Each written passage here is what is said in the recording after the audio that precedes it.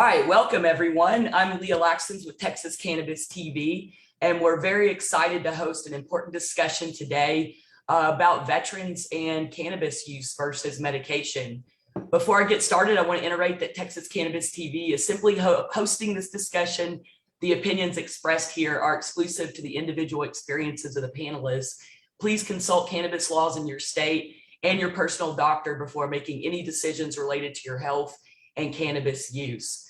Now let's get to the program. I'll turn it over to your host, Robert Head, with the Hemp for Victory Foundation to start this important discussion. Hi, welcome everybody. We really appreciate you guys tuning in. Today's conversation is going to center around the medication that veterans are replacing with cannabis. And one thing I wanted to start out with is about Hemp for Victory. This is a newly formed nonprofit. And our focus is education about cannabis and to its communities and the positive effect that cannabis has on veterans. This can range from anywhere from their vocation to using cannabis to medically, as today we talk about, to alleviate problems from medications that they are currently getting. I'd like to get straight to the program today. I want to introduce to you some fine people that I've known throughout my years in the cannabis industry. Dr. Phillip Blair and Dr. Burchman are here to join us as their medical expertise through this conversation. Dr. Phillip Blair, can you tell us a little bit about yourself? Well, I went to the United States Military Academy, graduated in 1972, spent 2 years in artillery, and then went to medical school. And so I became a family physician and a combat physician in the Gulf War, the first Gulf War. Since then, I've been doing different positions in vice president of a company that looked at medical claims. And about 8 years ago, I learned about cannabidiol and entered into a relationship with a leading company supplying the products. And I explored my own feelings and my own experience with treating well over 3,000 patients with cannabidiol and cannabis. Outstanding, outstanding. Dr. Burchman, could you please tell us a little bit about yourself? Thanks for having me and giving me this opportunity. I am a neuroanesthesiologist, neuropharmacologist, and pain management physician, and have been for 35 years, most recently at Dartmouth here in New Hampshire. I'm a 13-year Navy veteran, was deployed for 2 years in the Persian Gulf and stateside and hospitals as an anesthesiologist. In private practice in the 90s, I was using cannabis in some of my cancer patients. I was very impressed. This was pre-medical marijuana periods, and I became somewhat of an early adopter and advocate. And then we can flash forward several years. In the early 2000s, I was enlisted to assist some private equity firms into acquiring medical cannabis licenses in various states. That sort of transmuted into my becoming somewhat of a national spokesman on the modality. And I left clinical medicine 2 years ago, and I'm the chief medical officer of Acreage Holdings, which is a large multi-state operator of cannabis, both processing, cultivating, and selling. And I talk to legislators as well as patients and the ever-curious public about cannabis therapeutics. I'm very excited to help contribute today. Outstanding. Well, we really appreciate you guys coming in here with your medical expertise. That's one of the things that I think a lot of people are missing, is to understanding how this plan is medically efficient, helping. We know that it does, but now we need to know how. Today, we're also joined by two other vets, Major Ed and Chris Wolfenberg. Major Ed, give us a little bit about yourself, what got you here and what got you started on cannabis. Well, my name is Major Ed Polito. I hope everybody can hear me. It's great to be an American today and be on the show to talk about a very important topic that I believe in, and certainly I understand how important it is therapeutically for those veterans that decide that this is some endeavor that they want to be involved with. And in fact, for me, it's personal. I hit an improvised explosive device on August 17th of 2004, subsequently leading to the left leg amputation, a traumatic brain injury, and then of course everything else that goes along with that. Very high functioning, came back, a lot of brain development and brain studies and brain activity were part of my therapeutic process. And so I'm involved in a lot of different projects from the foundational side of it. I was with Folds of Honor Foundation, which provides scholarships to the families of the fallen wounded. Warriors for Freedom, which does mental, physical, and wellness. And now with the John Daly Major Ed Heart of a Lion Foundation, which we do a lot of research all over the country, children to our veterans and their families and first responders, looking at the mental health stressors that are involved, but also physical stress. And then more importantly, how the cannabis industry can be fruitful to those that choose to be a part of it. And I also am involved with Hober Biosciences, which is an 87,000 square foot grow. And I'm involved with processors, and also am chairing some activities here in Oklahoma related to the cannabis industry. So a lot to do and a lot to talk about today, but more importantly, to educate and to support all of those that want to make decisions to follow this treatment plan, and certainly look at options for getting off the pharmaceuticals, which we have seen have caused a lot of problems in our country. Outstanding. Chris, tell us a little bit about yourself. Well, I'm a 25-year real estate appraiser in Missouri and Kansas. Joined the Missouri National Guard in 2008, was deployed to Afghanistan in 9 and 10, where I was blown up by a suicide bomber. I brought home a lot of the same wounds, but I managed to bring both my legs home that Ed brought home, and had a lot of the same issues. And he and I have followed very parallel paths. I helped start the Foundation for Exceptional Warriors out of Oklahoma. I'm active in the Veteran Patient Access Foundation here in Missouri. I helped on the ground to get Amendment 2 passed in Missouri so that we could have access to legal medical cannabis here. I was a combat medic when I was in. I'd like to take a quick side note and thank Ed. All of my kids went to college and utilized the Folds of Honor Scholarship that you and your organization work so hard for. And if people aren't actively utilizing that, it's a great program, and they definitely need to take a look at it. Next time you fill up at Quick Trip, grab a flyer. It's right by the pump. One of the things that Ed said, and I'd like to tag on to it, I believe the biggest issue that veterans have post-service right now is the over-prescribing of medicines by the VA. And this is not just in the veteran community, it's societal wide. How many people do you know that's on a medicine and then have 4 other medicines for the side effects on the original medicine? People are walking around with Tic Tac boxes, and they're not on that when they're on cannabis for whatever their ailments might be. And as long as they have a quality bud tender and have legally acquired that medical cannabis, it makes a difference in people's lives. I'm personally off over 5 medicines from the VA purely by using medical cannabis as needed. Outstanding. I love hearing that. I like to hear the fact that it was something that you guys knew you had to make a change, and you did it. And I tell you that a lot of times that making that decision to go from the pharmaceutical to the plant is sometimes a very tough decision. You have to do a lot of research, and most guys that I know did a lot of research before they decided to dive into it. And I'm glad to see that you guys are here. A little bit about me. About 6.5 years to 7 years that I've been in the cannabis industry.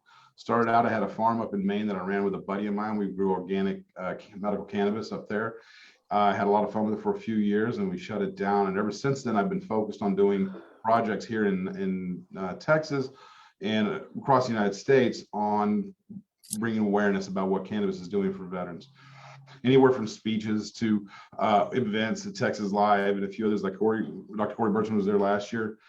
We've done some documentaries. We've put together a ton of things like this. And one of the reasons we do these things with these specific panels and events is that we're trying to reach certain groups to educate them about what it is that we do. And that kind of all accumulated this year into what Hemp for Victory actually is. And we're excited that we're going to be able to continue to educate and bring together a lot of personalities and groups that together we can organize great events and create great projects that'll benefit the veterans here in the United States. So let's go ahead and let's get started. I sent a lot of you guys the questions, and we did a 4 questions that I sent to all of the vets, and a lot of it had to do with what medication you were using, what medication are you replacing with cannabis, what does your dosage look like on the medication from the VA versus the medication from cannabis. And so we all filled those out, and we're going to kind of go through a little bit of the results from that in question format. One of the things, I'm going to go to the vets real quick.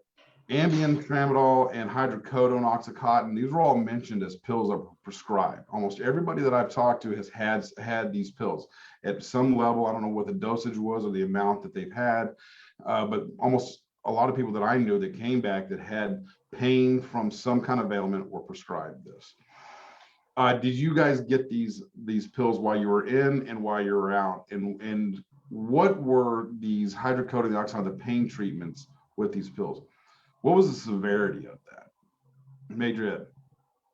Well, I would say that I've received all of those medications, and it's interesting. I've also had to throw in Gabapentin, which is for it's a seizure medication for individuals that are amputees. It curves the issues related to phantom pain, etc. So what you have is not only what you just described as medications that are given, but then also they give you other medications on top of that. If you read the labels on each of these medications, it'll say that you can't use alcohol, you can't have other things that are involved with them as well. And one of the things that I found out real quickly, I'm not a medication guy. So from the get-go, I had to take some of these medications for pain. I mean, when you get a left leg amputated, you go through a lot of severe pain dealing with just neurological issues, back pain, neck pain, leg pain. And then all of a sudden, these sciatic nerves, in my case, were firing. So for me, the thought process was, hey, let's get him on medication. 4,700 is what I was taking per day on that, along with all of the other pharmaceuticals involved that were there to curb the pain. Percocet was kind of the one of choice for me at the time when I was going through this process. And then what happens to you is that it's a very interesting process. I get out, I'm on outpatient, and they hand you a bucket of pills. And back then it was just a free for all. What happens from that point, what I learned about all this is that not only are you going to get the therapeutics while you're in the hospital and outside on outpatient, but then when you go through your process of getting out of the military, for me, it was one of those things where I transitioned to the VA, and what they did is they transitioned all those medications to me. So at that particular time, I was actually getting these medications, and then finally began to get them delivered to the house. And eventually, of course, as they're delivered on a monthly basis along with the other medications. And so all of a sudden, what can happen is if you are taking all of these pills, which to me, they were coming to the house and I was just basically putting them away. I really wasn't taking them.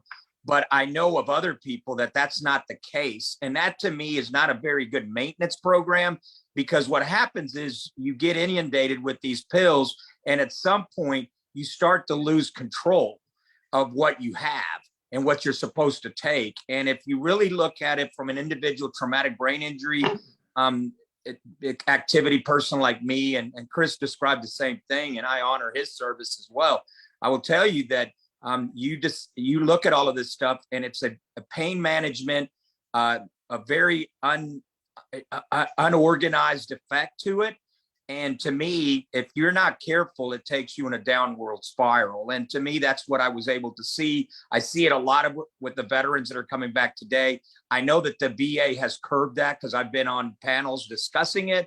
And I think it's one of the things that we're going to find that has to improve if we're going to make sure that our veterans are taken care of. And if you wonder why the suicide rates are high, a lot of it has to do with some of these issues that we're talking about today in relation to these pharmaceuticals. And I'm telling you, I've studied it. I always ask questions of the family of what happened to them if they did commit suicide, and that was an issue at hand. And in most cases, I ask about the medications that they were taking. If we even just did an assessment of that nature, we would find out some great information, sad information, but great information that we could utilize to really, truly make a difference and use the cannabis aspect and the cannabis movement as a way of therapeutic process to say there is an option, and that option is cannabis, and to make a difference in the lives and improve that quality of life. You brought up a good point about pill management, pill medication. When a lot of these guys are getting 10, 12 pain pills a day, or pills in general they have to take, the organization of those pills and when you have to take them has got to be kind of complicated. Dr. Burchman, sounds like it's right up your alley. I would love to dive in because Major Ed just brought up some really, really great points. And I think I'll just start right out of the gates by saying what Major Ed is talking about, which is pharmacotherapy, which is what is approved for PTSD treatment in today's medical world. Traditionally, it's either antidepressants or anti-anxiety medications, and I could name them. There's a laundry list of them, but all of you will attest to the fact that there's a real failure. And I can tell you statistically, the success rate for pharmacotherapy for PTSD is between 20 and 30%. And that's not a really good record. I'm an anesthesiologist. I put patients to sleep all my life in the OR. If I was using drugs that only worked 20% of the time, I consider that a failure. And as such, I consider it an abject failure that pharmacotherapy with conventional medicines, not the least of which are the side effects, but just the fact that they don't really work appropriately to target the aversive memories, the anxiety, the outbursts of behavior that PTSD patients see. It's ludicrous to even consider the fact that this is not the best we can do. Without exception, and I have personally treated probably hundreds of PTSD patients. Without exception, medical cannabis has fewer side effects and a much better safety and efficacy profile than any of these conventional medications. Dr. Blair. Well, I certainly agree with you, Corey. That there's definitely an impact for cannabis. And the medications that we're talking about actually have side effects that actually put people at risk for suicide, both the narcotics as well as the benzodiazepines and the antidepressants. These are all associated with suicide potential. Plus, we're learning more about the opioids as being a potentiator of brain inflammation and chronic use and addiction. And so we've got major problems that are coming from these medications. But I'll have to refer back to, the primary, one of the big problems with the coordination of care is that there are so many physicians involved with your care, Major Ed. So you have a dozen physicians, and each one has his own sort of shtick of medications that he likes to use. And you get some from him, some from another, and some from another, and they don't coordinate it. And it would be ideal to have someone as a primary care physician coordinating all of this medication and having it make sense. And then also including cannabinoids in that therapy. And I think that would be the best situation that could have happened. And Philip, if I could just add one other thing to dovetail to that, I believe there should be a universal algorithm that particularly VA physicians should follow, since they see a hell of a lot of PTSD, with respect to addressing these issues and including cannabis as one of those therapeutic options. Hey, Chris, got a question for you on this as well. I can't wait to chime in on this. No, I'm about to say, I know you can. I wanted you to do just that. I want you to chime in, buddy. Well, first of all, if you present to the VA with suicidal ideation and ask for help, you have to understand that that's an alpha male or an alpha female that served our country, raising their hand and saying, I'm weak. And that's one of the bravest things that anyone who ever wore a flag on their shoulder can do. And we owe it to them, after that unbelievable act of bravery, not to prescribe them medicines that give them suicidal ideation. If you show up with suicidal ideation to the VA, Prozac and Zoloft are the two arrows in the quiver for your psychiatrist. And both of them have suicidal ideation as a side effect. So you got a 20% chance of it working, and you probably have about a 30 or 40% chance of it making it way worse. Anything else, you're just in the middle taking meds. It's untenable is what it is. We can't continue to do that to our best and brightest. And as we lead the way on these medicines, on these alternative medicines, this is going to trickle down to all across society. And I hate to put on my conspiracy theory hat right now, but has anybody noticed we haven't gotten any national suicide statistics since COVID started? But we did get a brand new 988 suicide hotline number. I don't think that's a coincidence. It's probably getting worse. It's probably getting much worse. I would think that after COVID and the pandemic that it started, I mean, you know, it's tough for a lot of us who have good, solid families that we can come home to. It's got to be even worse for those who don't. And that's Absolutely. a common thing. And you know, it's not And- only, I'm not minimizing suicide, it's horrible, but it's not only the suicide, but the side effects of cognitive decline, a social withdrawal, something in medicine we call anhedonia, which means you don't get any worth or pleasure from any aspect, decreased sex drive. All of these side effects of these quote therapeutic meds drives the patient away from that kind of therapy. And Absolutely. And I'm kind of a poster child for that. Ambien, Tramadol, Wellbutrin, those are all medicines that I was able to replace with PRN cannabis use. And Ambien was to a point for me where I couldn't sleep without it. And I was a danger and a menace to myself and society. I would end up deciding I wanted mac and cheese at 3 o'clock in the morning, go to Price Chopper and bought the whole dang section at my grocery store of mac and cheese because I couldn't pick which one I wanted. The next day I woke up, my entire pantry looks like the mac and cheese section of a major grocery store. That's not safe. And That is not safe. That was my light bulb moment. I got to get off this medicine. I'm going to That kill also myself. brings me to the next question. And it's a common thing with veterans when it comes to the complication of side effects. You know, we're talking about the loss of joy, the loss of motivation, the ability to function in society. And I think a lot of us found that you just kind of become either, some people have talked about being a zombie, you know, unable to have any emotional attachment to their wife and their kids.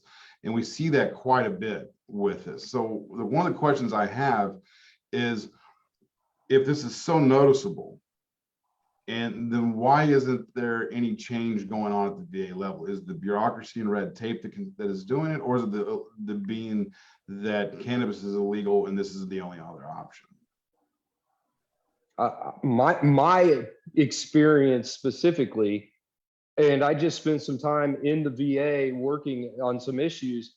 My experience is very specifically, it's illegal federally, and until that changes, they're not going to include CBD and they're not going to include any form of cannabis into their programs until we get it rescheduled and get some research done. And at a certain point, and I'm going to go back to the Children's Epileptic Foundation's statement on cannabis. It's criminal that we haven't rescheduled cannabis because every day our children are dying from seizures.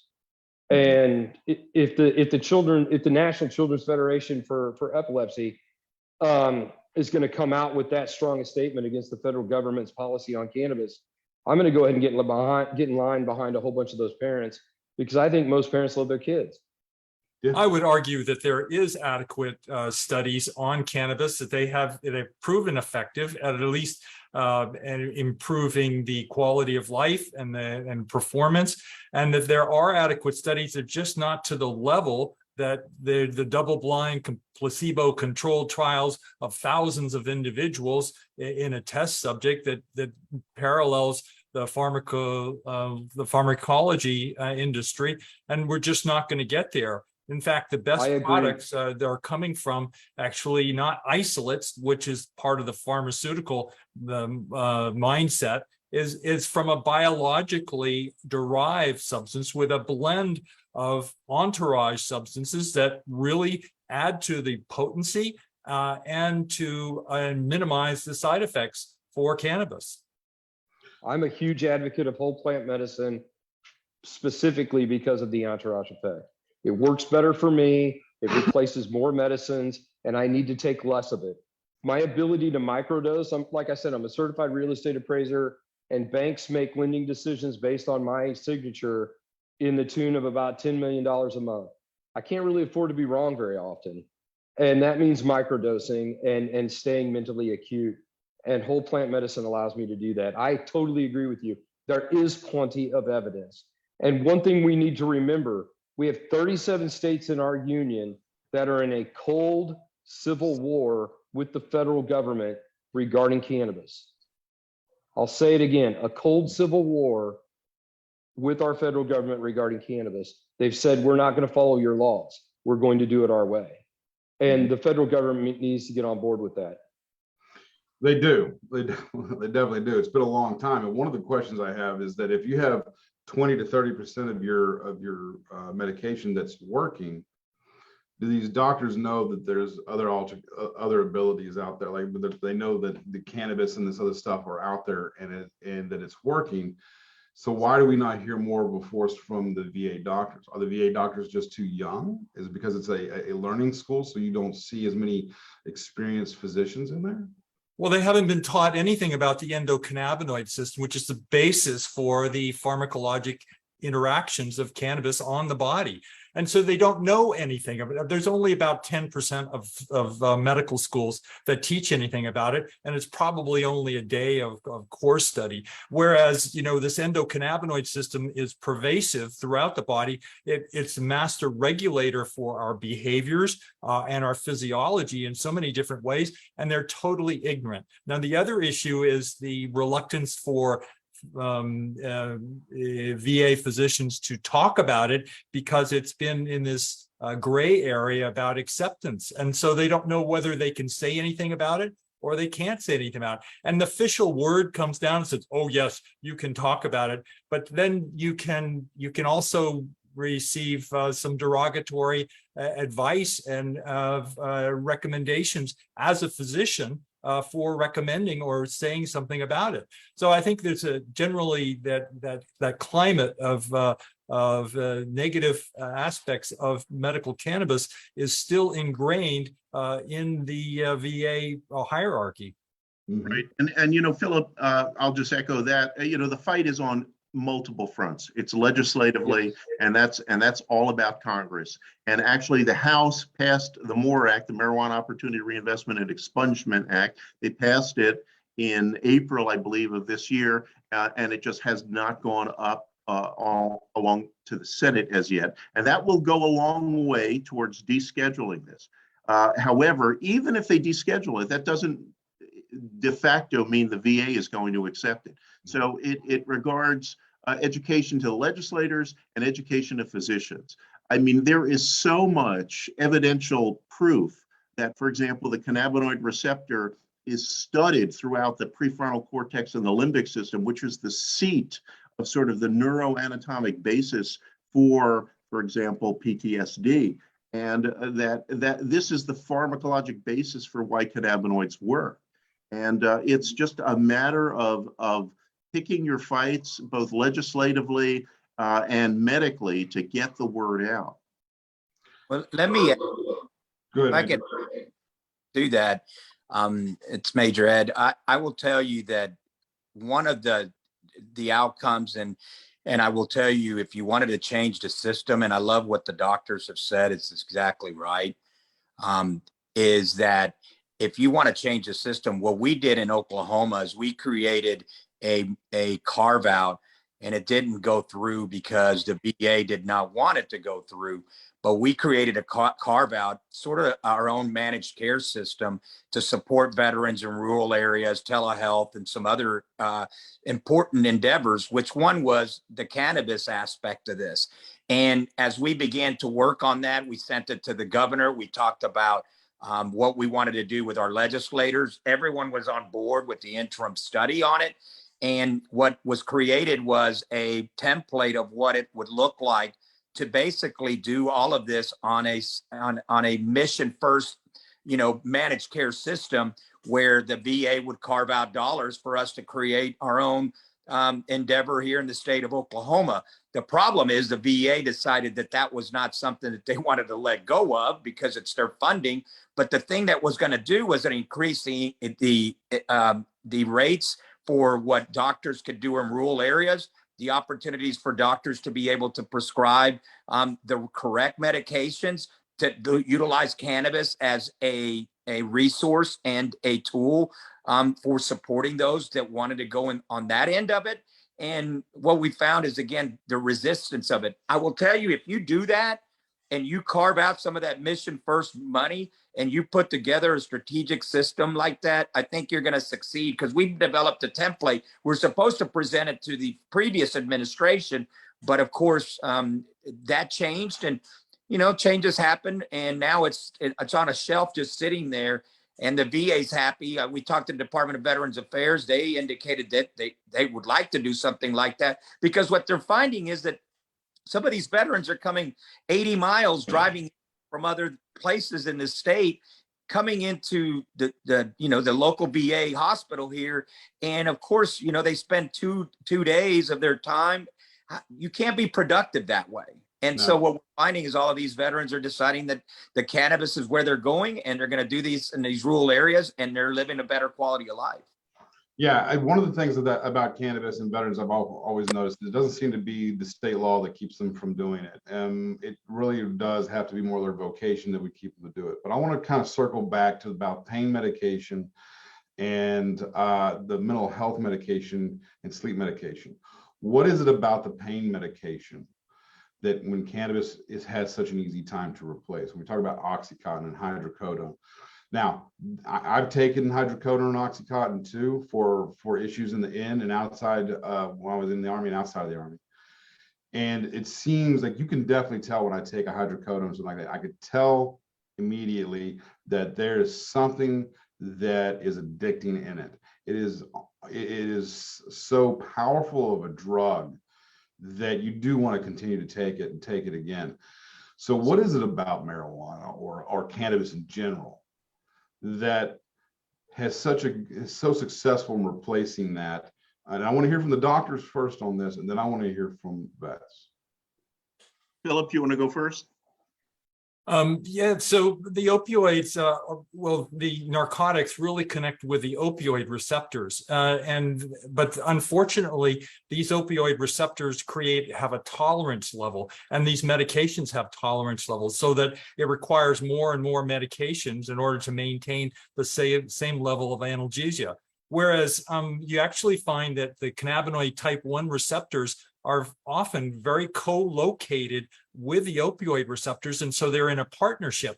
And when you use cannabis, you can control that opioid receptor response, and you can actually get activation of the opioid receptor with the positive benefits. For instance, cannabinoid type 2 receptors actually signal the opioid receptors and provide analgesics, as well as other mechanisms that are involved. So there's a host of different ways of addressing and the pain issue, and mainly it amounts to the cannabidiol and THC. THC is working on the cannabinoid type 1 receptor.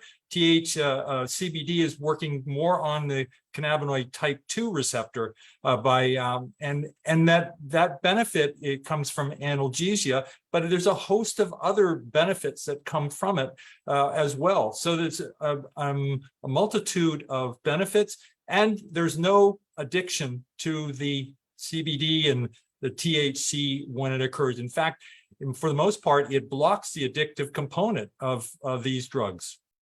Yeah, well, it's really interesting, and without getting into too much pharmacologic weeds, it's fascinating that if you take a narcotic antagonist like naloxone or Narcan, and you actually give it to somebody who's getting pain relief from a cannabis product, you will get a reversal of the pain relief.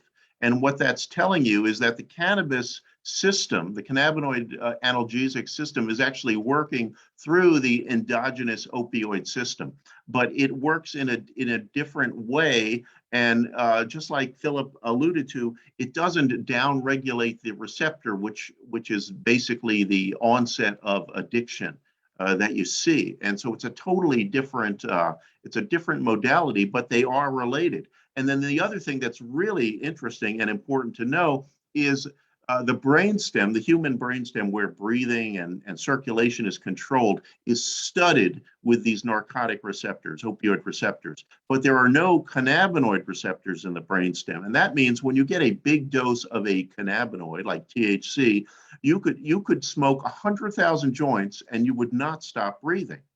It's absolutely impossible. And so the safety margin of opioids versus cannabinoids for pain control is almost laughable. Cannabis is so safe. But Corey, you often get these questions about probably the dosage. What dosage should I use? And I found that is individualized. It's so independent for the individual. It doesn't matter whether they're big, doesn't matter whether they're small, or the severity of the pain. What matters is the trial of the use of cannabinoids in that treatment and finding out what works for them. And so that's I make it a very liberal practice, and I can have them take it twice a day, 3 times a day, 4 times a day, whatever is necessary, and for exacerbations where they get a worsening of their symptoms. And also I have them supplement the cannabinoids if they are getting off of other pain medications. And so they use it as they need to get away from the pain medications as they taper down or they eliminate them. And so it's a very, very flexible. I've never seen any adverse effects other than a trivial sort of thing with sleepiness from using cannabinoids of all types. Right. And I think both Chris and Major Ed will attest to the fact that titration and individual dosing is absolutely essential to find the sweet spot. That's how it works. This is a botanical product. That's a good question. And you bring up a really good point, talking about dosage requirement for cannabis, how it's very unique to the individual.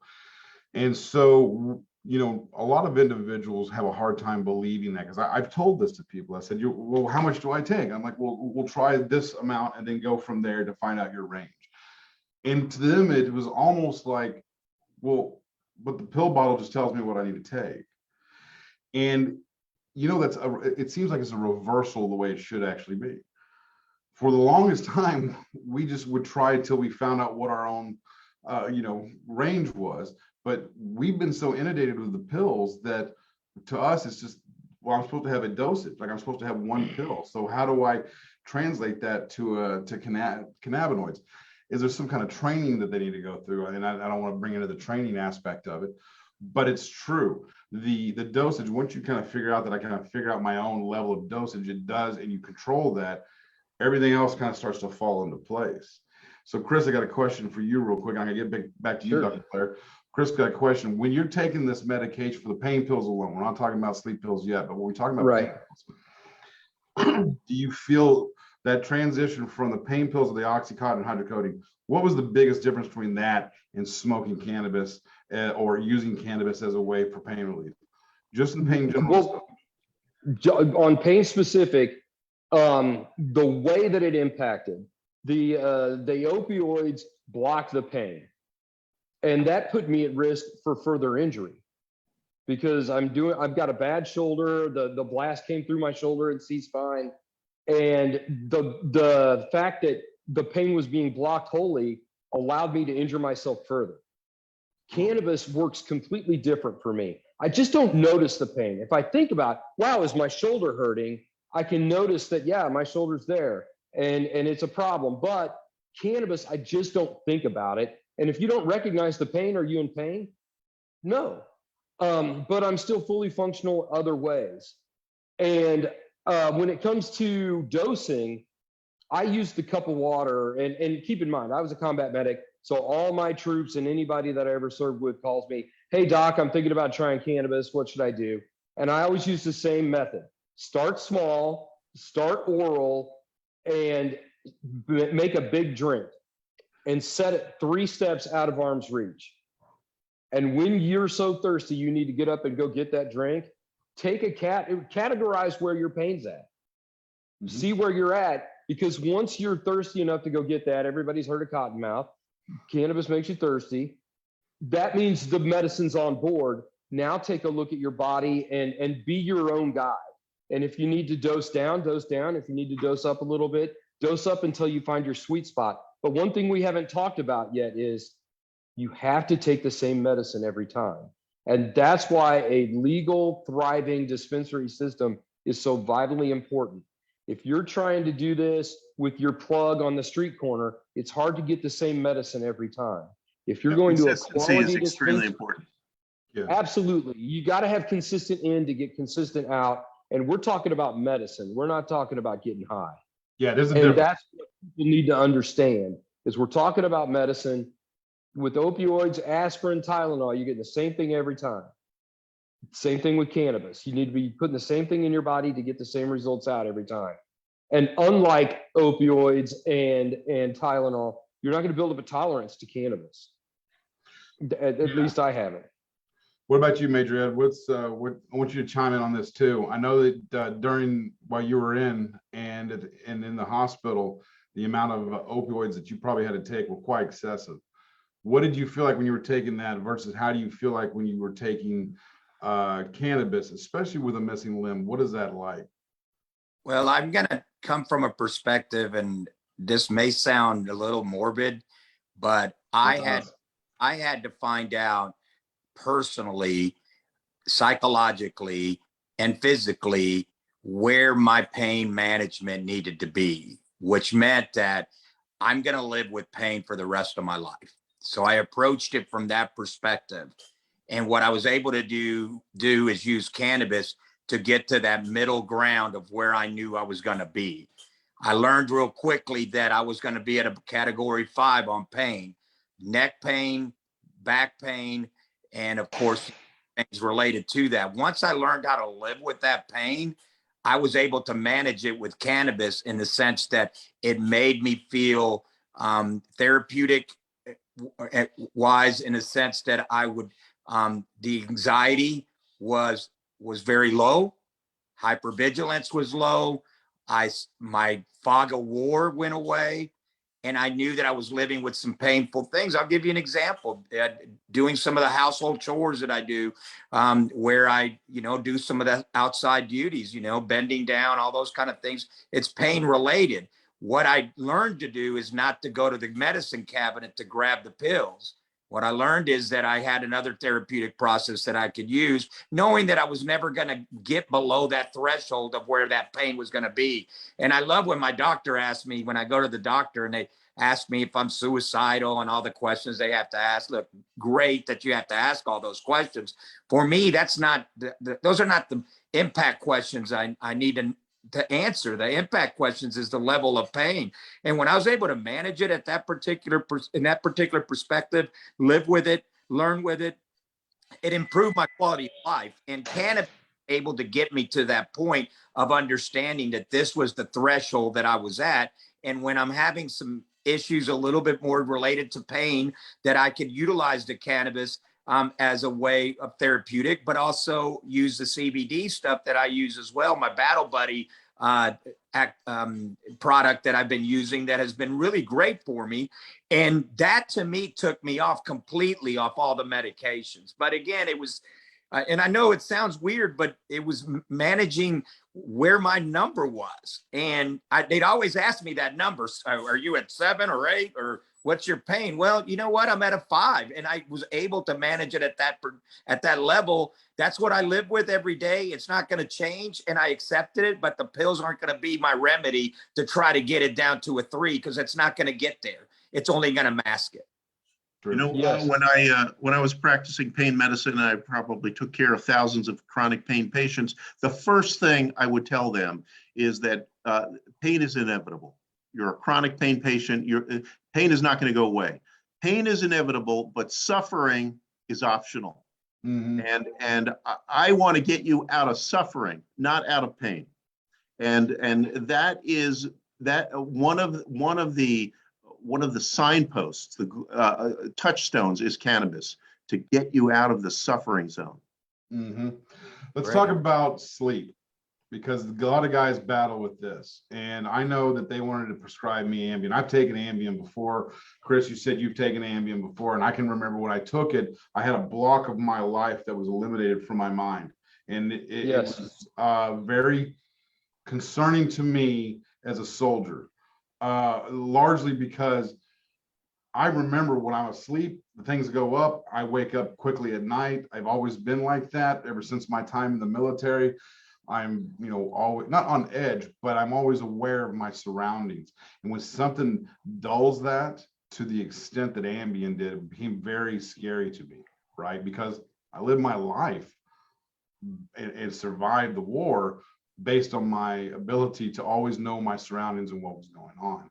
And so to take it away from me. What is it about the body? Go like doctors first, like we did pain medication. What is it about the body that this sleep medication hits that cannabis is able to take away the medication and replace it? Why is that? Well, I'll just say Ambien is an extremely potent agent that can create amnesia with an individual who's fully awake. I had a patient he was a chronic pain patient suffering from insomnia. And he once related a story where he took a large dose of Ambien, didn't get an effect, and then took additional Ambien. And he woke up, he basically woke up 18 hours later in his house holding a gun. Had no, and he said he didn't even own a gun, so he didn't even know how he acquired it. I mean, these are horror stories that one can hear about using very potent, psychopharmacologic agents. Cannabis, while it is, it is psychogenic, it doesn't have at all the impact on the cortex that some of these other agents have. Well, I think that's a really good point. You're asking how do these sleep medications work? Basically, they're sedatives. They sedate us to the point that we can go to sleep, and there's often side effects from those, and they're only temporarily administered theoretically, and for only Ambien is recommended for only 6 weeks at the most. For temporary, and most often they get people to get them to sleep, but they don't stay asleep, and so there's a real problem with that. In the contrast is with cannabis, is it helps you sleep, it changes your dream pattern, and then when it's time to wake up, or if you have to take a dose during the night, when it's time to wake up, you are alert, you are awake, you are actively engaged, and you can take on issues as you need to with a full awareness of where you are and what you're doing. So it's a magnificent approach to sleep. And then I want to mention one other thing is when the psychology of taking cannabis and the medication, the idea of how it is a medication. I tell people I try to get across the idea that it's like a vitamin. And that because of it, it's vitamin cannabis, and that they need to take it as often as they feel deficient of that mineral or that vitamin as it's working on the body. And so that helps alleviate some of that paranoia about side effects and ill effects from the cannabis. Let me just add one other point, Phil. There is something called a biphasic effect, which means that there are dose-related responses, and low doses of cannabis can create maybe the alleviation of anxiety and sleep. Larger doses in many patients can exacerbate anxiety. And so I'm not going to go on record and say that this drug, this biologic or botanical product is great for every condition in every patient, because it's not. And it's definitely a dose-related phenomenon. And well, sometimes it's actually a small dose of it can be activating and anxiety provoking, whereas this more sedative dose can be sedating and improve sleep quality. So it's that individualized product that you have to experiment with to find out what works for you. Now, I'll say this from my experience of using cannabis and to replace medication, and I want to see if Chris and Major Ed will agree with this. As I started to use it, I noticed that my water intake increased dramatically and my alcohol intake dramatically dropped. So I was retaining more of the H2O that my body really needed, which means I flushed out a lot more chemicals. Not only that, though, it also gave me a good sleep pattern. I went from barely sleeping 5 good days a year to sleeping and having 5 bad days a year sleeping, right? It was amazing. I was floored by the ability to sleep. What that brought me was that a well-rested sleep gave me a well-rested mind. And I was much more active. I was much more engaging with my family and my friends and work and everything else. I noticed that the cannabis allowed me to make those dramatic changes. My increase in my H2O, my increase in my sleep solved a dramatic amount of health issues that I realized I had that I didn't realize I had beforehand. Does that make sense?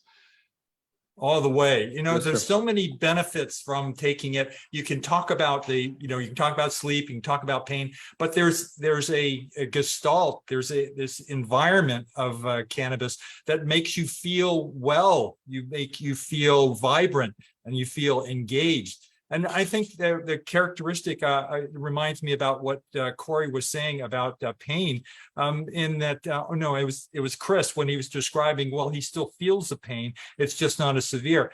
I've been using it orally for dental procedures, and I feel everything that goes on with the dental manipulation, but it's not painful. Mm-hmm. Correct. That brings me to the issues with the medication people are given for psychosis. And in some of these cases, I can remember we had a gentleman in our unit when we were deployed. He was on a lot of psychosis drugs and wound up committing suicide. And from what I understood, the drugs were part of the reason why he committed suicide. And so I would ask to me, from a person who's not a doctor, who at that point in time, I had not gone to college yet. I was still just a good old grunt. And I thought to myself, well, then why would you even prescribe it if you know the guy's depressed and it could lead to suicide? Why on earth did someone make this pill? To me, it just right. It didn't make a lot of sense. It's like creating a wheel with holes in it. There was no function to it. It didn't make any sense to me. So Well, they may have been malprescribed. In other words, I'm not Sure. saying it's malpractice, but the second generation antipsychotic agents, the Risperdal, Seroquel, Zyprexa, they're very, very good for patients who have psychosis. But if you're giving them to patients who don't have psychotic, now I'm not a psychiatrist, okay, but if you give them to patients who do not have these psychotic features, but have, say, recurrent nightmares or PTSD symptoms without psychotic features, you can have a calamitous effect in terms of suicidality and self-harm. So what about cannabis makes it so much different? Why cannabis seems to work out people's emotions? They seem to be very good at therapy. One thing I've noticed, and I'm sure this has happened to quite a bit of us. I go to a funeral for a buddy of mine who committed suicide, and the rest of the guys that were in the same unit, we meet together and we wind up smoking a joint sitting in the truck somewhere. And in that itself, the therapy just in that 20 minutes was better than some of the therapy that I spent hours in with a psychologist. It seems that it seems like it's a great therapy drug as well. And I would love to see it used as that. Do you think that that's something that is going to take the same approach as the pain medication and the sleep medication? No, I think you're absolutely right. There's a huge benefit that comes from it. There's a socialization that occurs with cannabis that is part of the therapy. It should be part of every therapy. When the doctor gives you drugs, then that's an individual basis, and there's no socialization at all with that. But with cannabis, there is a desire to integrate, to talk, to discuss, to dialogue with other people, and show affection and show caring reaction. So it's a very, very clear benefit of cannabis. One of the things that I think is unstated in this meeting thus far is how tribal veterans are. And we are a tribe in and of ourselves. Once you've served, you feel most comfortable with people that have served. And medicating together, especially in a time of grief or loss, is wildly beneficial. Yep. And in terms of treatment with cannabis for psychosis, or PTSD or something like that, you don't have to look much farther than Dr. Sicily's recently published PTSD study on veterans with cannabis to see that the benefits are compelling, if not overwhelming. I believe that was a peer-reviewed double-blind study, and the results were spectacular. She'd been working hard on that study. Shane Pennington and Yeah. her legal team, man, they deserve a lot of credit for putting that together. That was very For difficult. getting a yes from the feds for period. Yeah, very difficult. So one more question before we wind up wrapping this up. We want to talk about dosage when it comes to medication and when it comes to cannabis. For me, the medication that I would get from the VA, if I didn't have cannabis before I was using cannabis, slowly would tick up. Over time, it wasn't just 2 pain pills, it was 4 pain pills. And then it would just kind of gradually go up. I don't know if Chris and Major Ed, if you guys saw that. And also consider your soldiers as well, right? A lot of you guys still talk to a lot of your soldiers. You see that Absolutely. aspect going with them as well.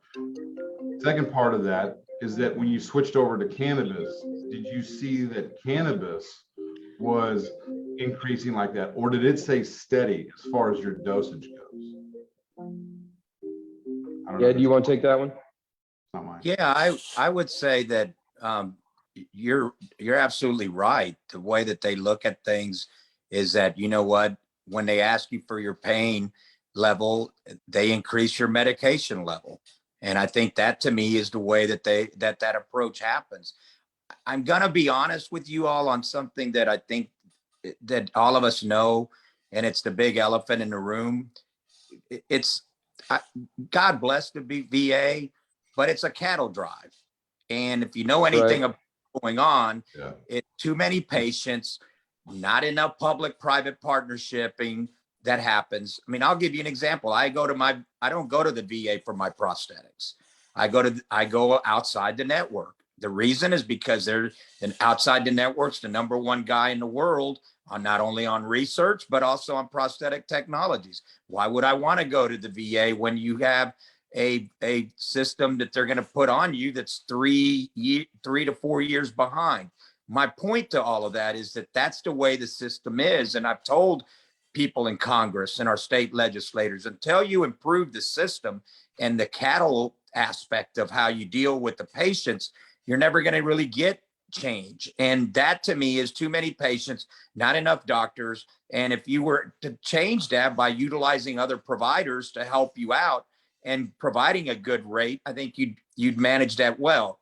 Having said that, I would say from the cannabis perspective, the bottom line is you utilize it to where it impacts you best.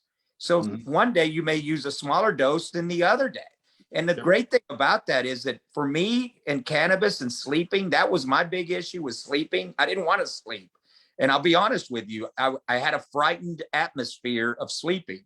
And, you know, it does sound morbid, but in the same token, it's like I didn't want to go to sleep because I was going to wake up in a intense firefight or an intense aspect of, man, where am I at? What happened with cannabis is that I was able to sleep and only wake up once a night. When I was waking up irritable on the pills 5 or 6 times a night, and then wouldn't go back to sleep. And I think to me is that we have to, I love what it was just said, optimize performance on all of this stuff. We have to utilize this therapeutic process to optimize the performance of the individual, to make them have a better quality of life, to make improvements in their sleep patterns, and to make improvements in their family structure and anything else that makes them better, work, whatever it is. Because at the end of the day, when you do all of those things, this therapeutic can be truly holistic in that approach. And it is about wellness. The problem is that there's a stigma behind it. And until we change all of that, and I'm going to give you one final example. I just spoke to my guy in recruiting yesterday, and they are having issues with cannabis and young people coming into the military. Let me just tell you something. Everyone's used it. And the thing about it is no wonder their numbers are not good right now. And that's because they have a stigma. And until we take that stigma away, we're going to continue to have champion this stuff. And I commend our doctors that are on the call today. They know what they're talking about. And it's Yeah. people like that's who that our federal government should be talking to, our Congress people, and all of those others that are involved in this movement. At the end of the day, let's get the thing in on the right track, nationally, medically legalized. And you know what? We will all prosper because of it. I firmly believe that this is not an efficacy issue. We've got enough evidence and we've got enough people that are using this medicine in enough states that we can prove that this is an effective medicine and a viable option for pharmaceuticals. This is a leadership issue. And I would love to see the VA step forward and go, you know what, we are going to drive the narrative on this. Our veterans do deserve better, and we're going to give it to them. And by giving it to our veterans, we're going to give it to all Americans. And some entity needs to lead. It might as well be the VA. Yeah, and it's a political issue. There's no question about it. Not an efficacy issue. And I'm sure that people like Dr. Blair, myself, can make the case with all of you. But it's a question of political will. It really is. I agree. That's one of the reasons why we decided to do these types of events, these little panels like this. These are discussions that need to happen, and the more that they happen, the more attention it'll get. That's what I'm hoping. I'm not a fan of politicians, and I've talked to Dr. Burchman on this on a couple of occasions. I'm not a fan of politicians. It's unfortunate that we do have to work with them, but I do believe with what we're doing with this, the words are going to get there. It's going to put them in a position where you need to listen to the people. You need to listen to these veterans. And what we're trying to do is save a lot of lives. I want to give 2 minutes to give you guys a chance to talk about some of the things that you hold dear to your heart when it comes to cannabis. If you want to promote anything that you got going on, by all means, let us know. It gives you just a chance to give you one final say before we wrap everything up. Well, I would like to talk about my book, and if they can get the medical practitioners in the VA to read the book, Medicinal Cannabis and CBD in Mental Health Care, then that could alleviate much of the misunderstanding, gets into the technical aspects of the endocannabinoid system and the benefits for PTSD and head trauma and dementia, autism, and anxiety and depression. It covers all the major areas of our epidemic of mental health, the issues that we are encountering now post-COVID. What's the name of that book one more time? Medicinal Cannabis and CBD in Mental Health Care. It's a short title, huh? You can read a couple chapters online. It's actually available at Amazon. Perfect. Dr. Burchman.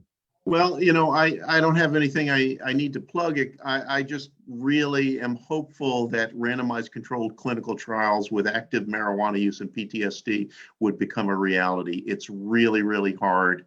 Academic centers don't want to touch a Schedule I agent, but by increasing our understanding of how appropriate cannabinoids work outside of the plant, because the FDA doesn't like botanicals. They're comfortable with drugs and doses and milligrams and titration curves and within the bloodstream.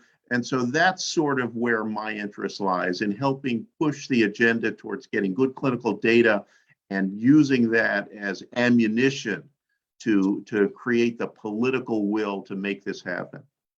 I think along with good surveys and testimonials that can back up the reason we need those things done too. If you have these testimonials and the surveys from veterans and from people who are using it to show that, hey, there's a resounding amount of people out there that are switching over despite what the medical community is saying overall and the VA is saying overall. We need to at least adhere to that. And if you have these, then all of a sudden you follow that up with the data. You have the surveys, you have the testimonials of this happening, and now you have the reason why. And after that, it's just action. And it seems like it's awfully difficult to put that together, but I do believe we're getting there. Major Ed, you got anything? Well, I'm an author as well. I wrote a book called Warrior for Freedom, and it talks a little bit about the challenges that I face. One of the challenges, of course, is the medications that I received and the fog of war around that. And it's a great book. But I'd like to, if there's an opportunity to have maybe someone that could write a chapter. I'm doing a revision on it, and I'd like a chapter on this issue because I think it's one that I could really truly relate to and certainly promote to the greater good out there. It's not in my book right now because I had to, when I wrote it, I was very careful with the stigma behind all of that. And I will say that that's the approach that I take. And of course, I work in the foundation world and I do public speaking. And if you ever need anything, public speaking wise, let me know. And then now I'm starting to chair the group here in Oklahoma to try to look at what bringing all our veterans together. It was interesting. This is so new, and to go to a meeting and there's no agenda and no focus. That's what I live for. I mean, in the military, that's what I did. I mean, I worked for General Tommy Franks and General Petraeus and many other people, General Hill. I mean, and one of the things, if I never had an agenda, it wasn't a good thing. And so we have to be on our game and know and understand that we're not bad actors here. We need therapeutic doctors and people that are in the end and that are leading this effort and the charge, and certainly can be there and be champions and give us credibility, because I think that to me is an important element of, once you've got a group of people that are on one side and then you've got another group on the other side, and there's a huge credible group of people, that's who we need to champion for this cause. And I'm standing with them to be able to do that. Outstanding. Amen. Chris, go ahead, baby. I received a meme the other day on Facebook of a pot plant being legally cultivated in Missouri. And it said, no tomatoes yet, must be the heat. And that's funny in and of itself. But what's really funny about it is that was sent to me by a retired major general, and it was sent to him by a 60-year-old woman that he and his wife attend church with. The narrative has changed. And I'm looking at you, Texas. I'm looking at you, Kansas. You're two of the most patriotic states in the United States. Where are you? Let's make this medicine available to veterans right now in your state. You don't have to wait on the federal government to make changes. You can make these changes yourself. Please do it. I've never heard a Texan tell a veteran no, unless it comes to the best possible medicine. And I'm going to leave you with one statistic that's mine and mine alone. I've buried 37 veterans on VA meds, and I've never buried one on cannabis. No. Oh, yeah. Right. And if you work in this space long enough, you will bury veterans. Yeah. I remember the tipping point for me is when I started losing more friends from the overdoses than I did from combat. And I thought to myself, Yes. we have a problem. We have a serious problem. If I can survive mortar rounds and shells and things like that, I should be able to survive the VA. And Right. It's a shame that that many they've gotten that kind of stigma, and I'd like to see that that changed over time. And it's going to happen, but it's going to have to happen through things like this: education, talking about it, getting in front of groups that want to discuss it or that need to discuss it. Finding out how to get in front of those groups is also part of the problem as well. You're not going to just be able to say, hey, if you guys want to on Monday, the VA board can get together and we'll come by and talk to you. Unfortunately, it doesn't work as easy as that. You have to be very, you got to be very smart in how you get these relationships and you foster these relationships. And then once you foster these relationships, you get in front of them.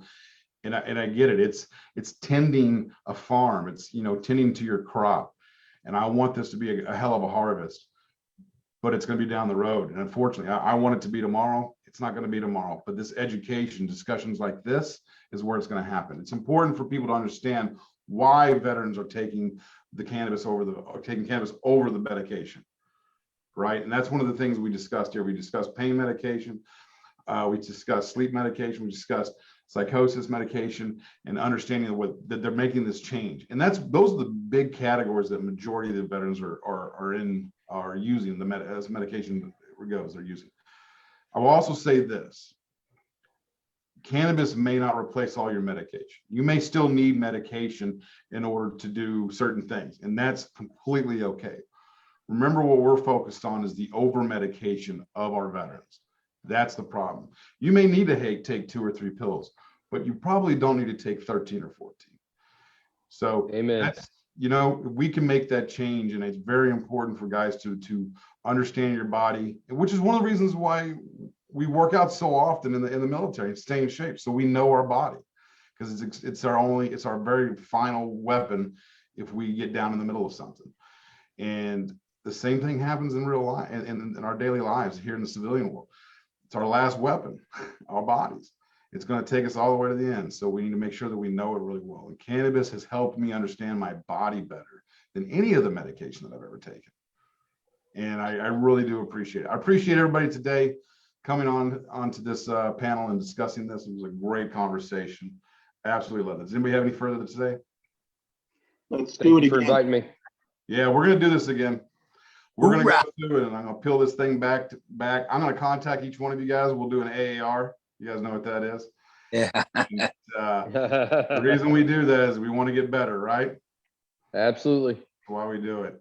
All right, gents. I want to appreciate everybody being here. Leah, I'll let you take over from here if you'd like. Excellent. Thank you so much, Robert, for putting together this panel. We are very supportive of your cause here at Texas Cannabis TV, and thankful and grateful to get to help you promote this event. We think this is a very important subject for the veterans and really all citizens here in the great state of Texas. So appreciate all of you for coming in to share your opinions. And I think that's going to end it up for us. Thank you everyone for tuning in as well. We got some great comments in the chat that we'll get to later. Really just mostly thanking all of y'all for your input and for this conversation. So we will put this recording up soon on Hemp for Victory and across our networks, and look forward to hosting the next virtual discussion with you, Robert. All right, thanks, guys. Thanks. Thank you. All right, so